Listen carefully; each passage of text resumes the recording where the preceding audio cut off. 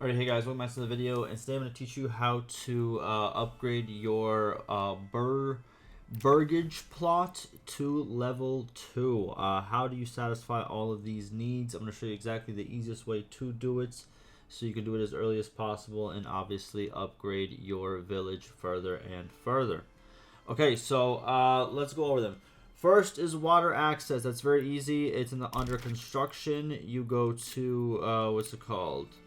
Residential, and then right over here is the well, and then all you have to do is place it on one of these areas right here close to your what's called burgage plots. Just place it wherever you see the blue. They can't go over the green, they have to go over the blue. I have one right over here, as you can see, close to this house.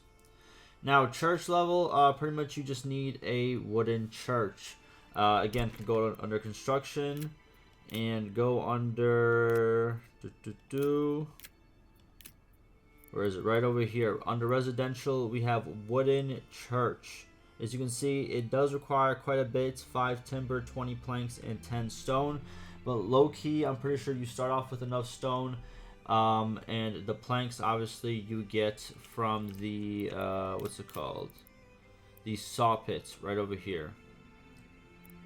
Now, as you can see right over here, the wooden church. You don't have to actually have anybody working at it. For this to be what's it called, enabled. You just have to have the church itself, so people can visit the church. Next we have is the market supply. You have to make a market. Make it a market. You can make it pretty what's it called soon whenever you start the game. It requires no construction cost, excuse me, and all you have to do is pretty much pick any spot of land. Have 4 points, as you can see, it shows how many available stalls there can be. You don't need too much. This is fine, literally. You really only need probably like depending on how big your village is, the most you're probably ever going to need in like a huge village is probably like 20 spaces. Maybe even less than that. So you can make it like this early on. And then, now let's go over the types of things you need. Fuel, stall supply, all you need to do is pretty much make a woodcutter's lodge and then employ one family, and they're going to make a market stall, and from that market stall you're going to get this right over here, that your fuel stall supply. Next, for the food stall supply, you need to be what's called, the easiest ways to do it is to make a hunting lodge or a hunting camp, or a berry what's it called, where's right over here, a forager's hut to collect the berry deposits. Both of those are right over here under the gathering. We have the hunting camp and the forager's hut. And also something that does help in terms of the fuel stall supply and the food stall supply, and pretty much all the supplies, is what you want to do is you want to make a storehouse, which is under the logistics. You have the storehouse.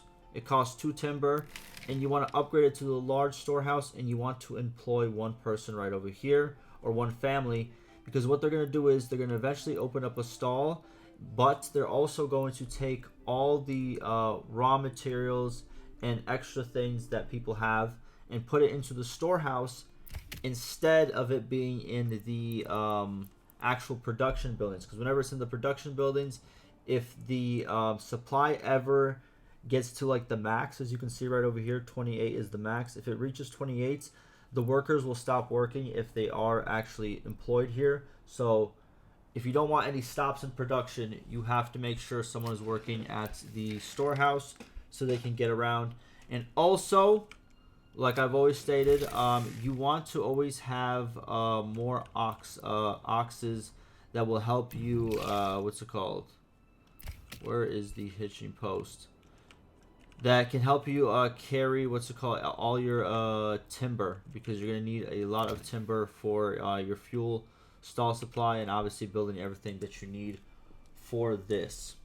Now, moving on, we have the clothing stall supply. Oh, by the way, same thing from the storehouse. Also, I would suggest getting a granary right over here. You go to logistics, granary.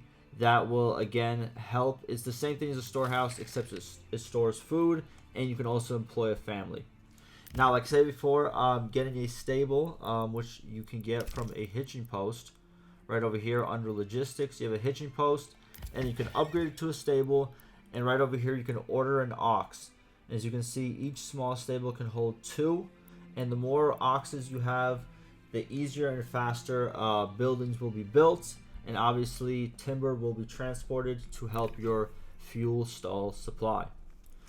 Moving on to clothing stall supply, the easiest way to do this, especially early on, is getting a hunting camp. Hunting camps produce meat, and they also produce hides. Now the hides, they can be turned into, as you can see right over here, they can be turned into leather, which is one thing out of the 3 that you need. You either need linen, leather, or yarn. Now how do you make leather? Very easy.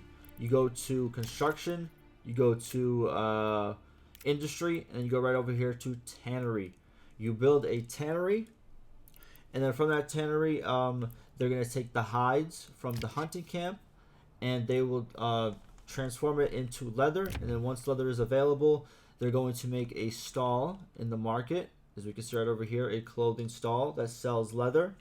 And from that, you have your clothing stall supply. And then once you have all of this right over here, by the way, for the food stall supply, obviously 2 different foods.